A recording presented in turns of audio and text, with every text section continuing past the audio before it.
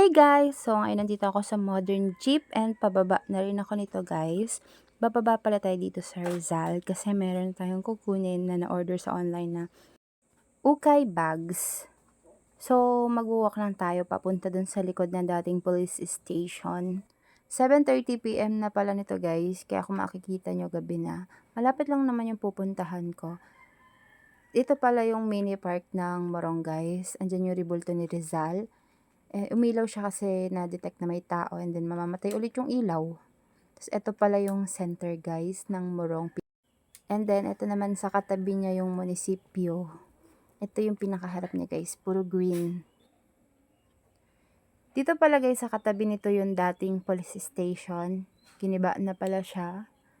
And then lakad lang tayo ng konti, yung maliwanag doon barangay hall. Kakanan tayo dyan guys. Nakaliko na nga ni ang person and madilim dito guys. Kita nyo ba ako? Ayan, may poste ng ilaw.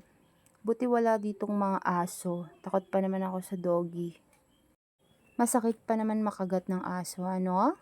Charis! Ito na pala guys, dala ko na yung parcel. Parcel? Yung na-order ko. Ayan, walking ulit tayo pabalik. Tingin sa kanan kaliwa baka may tricycle. Char. And then, ayan pala guys yung covered court. And then, walk lang tayo ng a little bit.